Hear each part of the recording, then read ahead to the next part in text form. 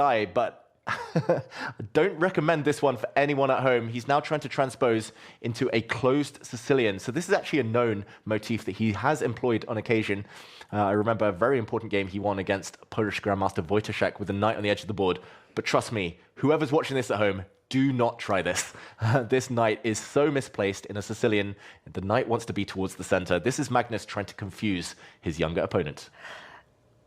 And even, put him a little bit off to face this against Magnus Carlsen. Does it even feel a little bit disrespectful? If it was anyone else, I would say disrespect. But no, Magnus, he actually played this on move 1, not move 2. Whoa. I can confirm. So Magnus, I don't know whether he's rolling the die every game. Is he just so addicted to it? Putting his knight on the edge of the board like this. I mean, it's just a bad square. It will have to come back towards the center sooner or later. But it definitely feels like he's having a bit of fun, Magnus Carlsen.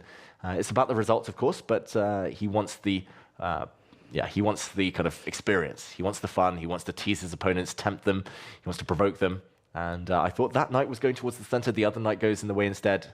Arjun Erigaisi must be feeling a bit annoyed, must be feeling a bit disturbed by that decision. Yeah, it's very nice though to see Arjun Erigaisi back in Title Tuesday. That's the first time he's playing this season in the autumn split. The score between these two historically in Title Tuesday is 11 points for Magnus Carlsen, only 3.5 for Arjun. Magnus is a big favorite. He also has the white pieces here.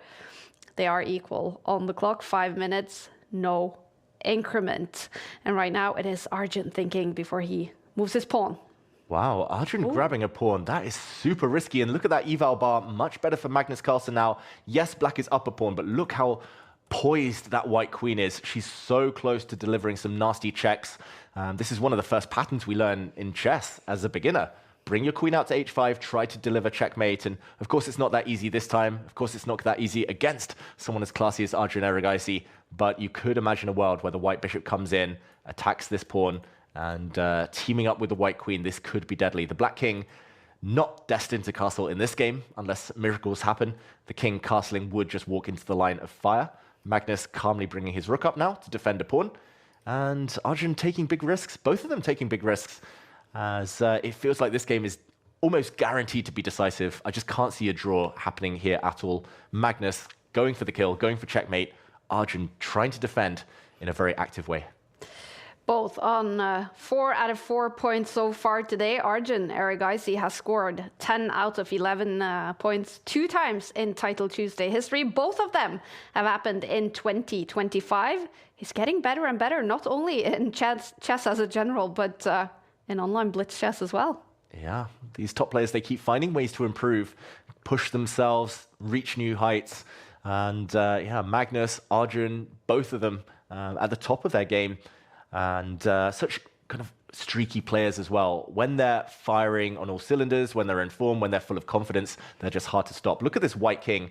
Magnus started by putting his knight on that square, on the h3 square. Now he's walked his king up to h3. This is surprisingly safe, still guarded by pawns. The white knight nearby as a bit of a guardian too. Black has no attacking pieces. That's why you can get away with this type of thing. But Magnus, you need to know the rules in order to know when to break them. And he's really exploring his creative side here. The black bishop, in the meantime, blocking any white pawns. That's a very classy move from Arjun Erigaisi. Suddenly, the bar turns slightly better for black after this last one. Magnus may be realizing that walking with his king forward isn't getting any attack going. Maybe he'll try to push this pawn forward, kick the black knight backwards, but no obvious moves for Magnus. That's why he's burning time on the clock.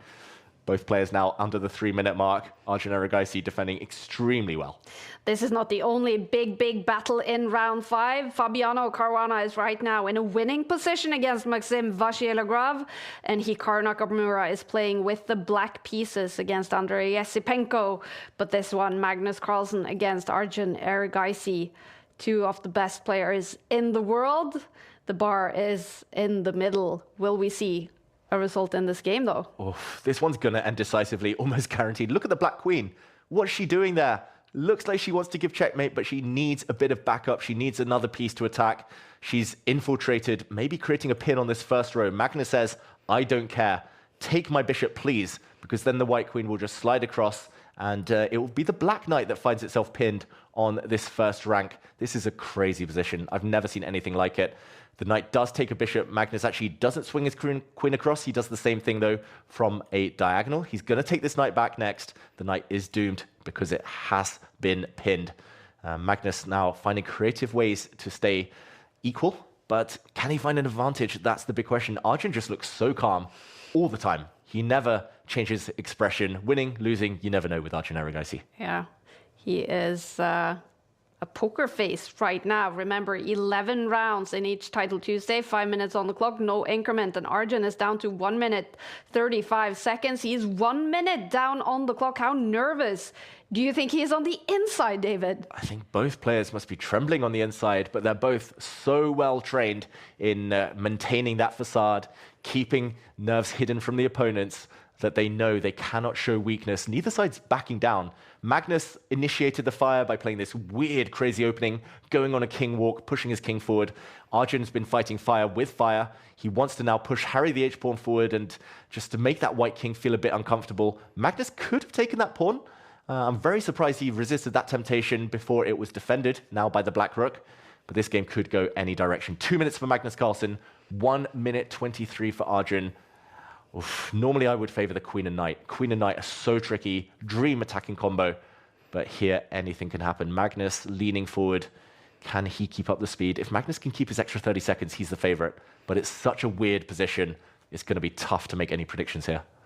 Queen still on the board in this game, as Magnus has also ticked under 2 minutes, but Arjun Erigaisi, ooh, he's about to tick under 1 minute on the clock against, well, the best player in the world and someone who's been exceptional in Title Tuesday so far this season.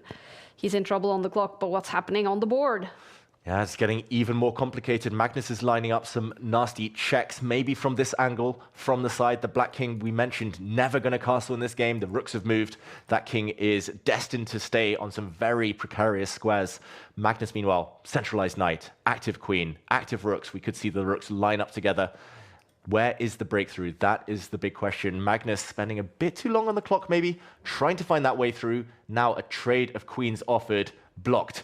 Arjun Erigaisi, look at his queen as well, dancing in behind.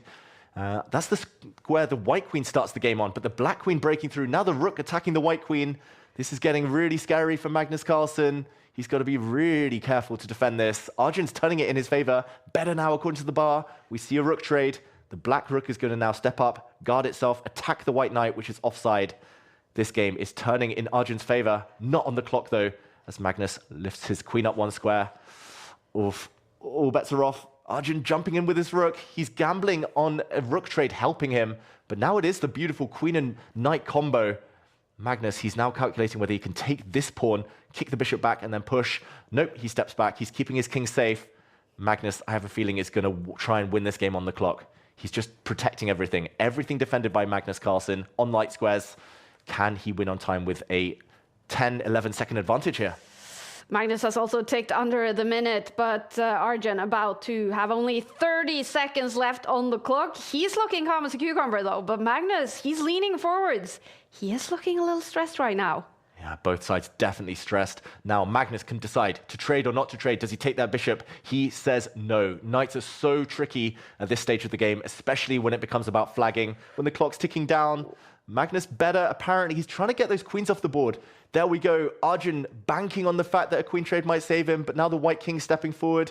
This pawn is going to be weak eternally, tying down the black bishop.